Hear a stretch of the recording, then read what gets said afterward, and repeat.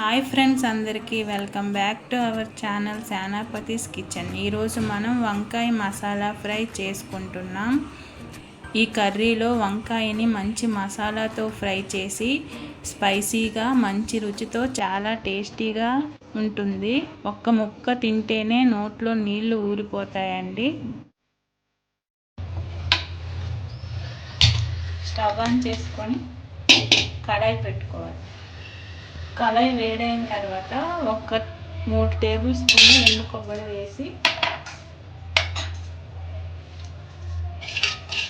బాగా వేయించుకోవాలి.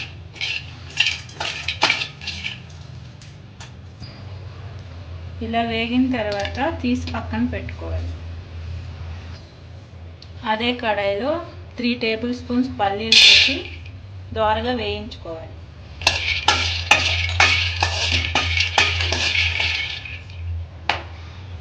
ఇలా వేగిన తర్వాత 2 స్పూన్ల నువ్వులు వేసుకోవాలి. దోరగా వేయించుకోవాలి. నువ్వులు చిప్పట్లాగేంత వరకు వేయించుకోవాలి. ఇలా వేగింది తీసి పక్కన పెట్టుకోవాలి.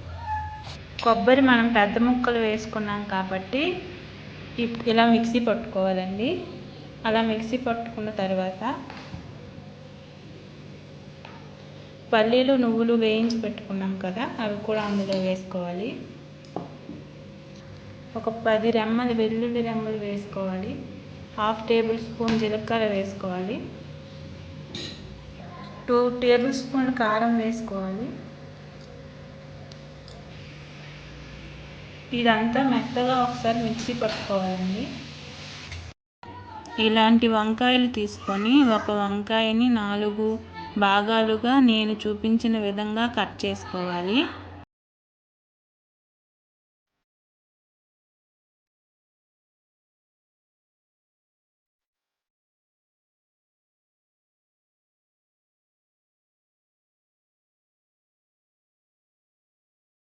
స్టవ్ ఆన్ చేసి వేరొక కడాయి పెట్టుకొని కడాయి వేడెక్కిన తర్వాత ఒక 4 టేబుల్ స్పూన్ల ఆయిల్ వేసుకోవాలి. ఆయిల్ వేడెక్కిన తర్వాత కొంచెం ఆవాలు, కొంచెం జీలకర్ర, 1 టేబుల్ స్పూను శనగపప్పు వేసుకొని 2 ఎండుమిరపకాయలు కూడా పెంచుకొని వేసుకోవాలి.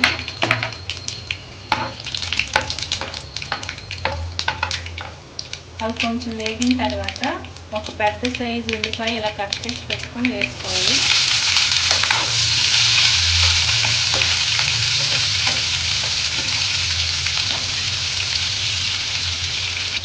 రెండు పచ్చిమిరపకాయలు ఇలా చిన్న ముక్కలుగా కట్ చేసి వేసుకోవాలి. కొంచెం కరివేపాకు వేసుకోవాలి.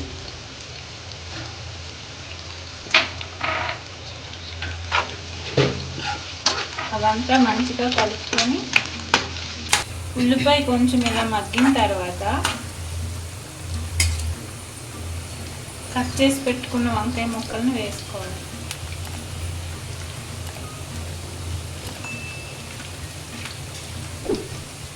½ కిలో వంకాయలని మనం ఫ్రై చేసుకుంటున్నామండి.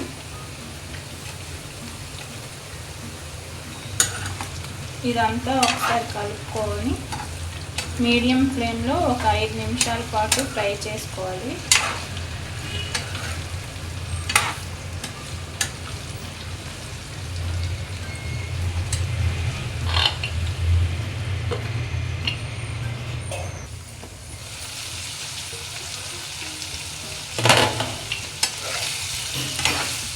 ఇలా కొంచెం వేగిన తర్వాత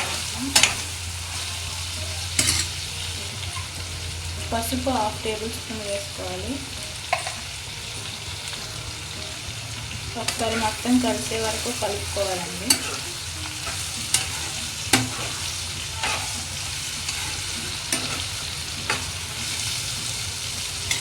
మూత పెట్టుకొని మరో 5 నిమిషాల పాటు మగ్గించుకోవాలి.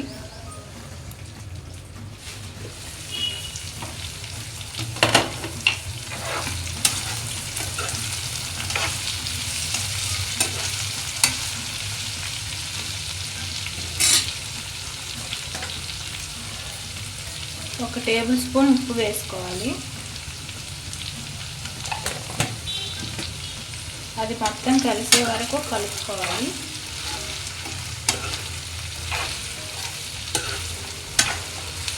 మీడియం ఫ్లేమ్ నుండి సిమ్లో పెట్టుకొని ఇంకొక 5 నిమిషాల పాటు మగ్గించుకోవాలి.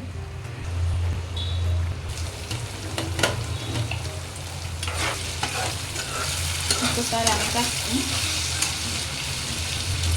ముక్కకి ఇలా అంటే ఇలా వచ్చిందంటే వంకాయ వేగిపోయినట్టేనండి.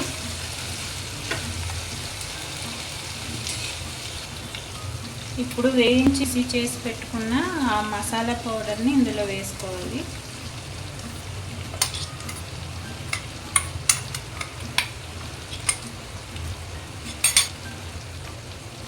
మసాలా అంతా ముక్కలకు పట్టేంత వరకు బాగా కలుపుకోవాలండి.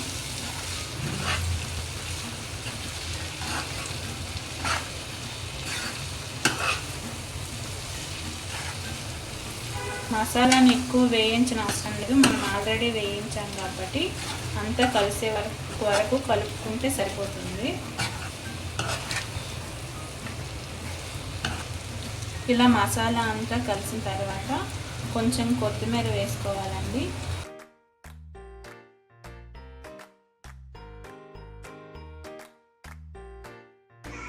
అంతేనండి, ఎంతో టేస్టీ అయిన వంకాయ మసాలా ఫ్రై రెడీ.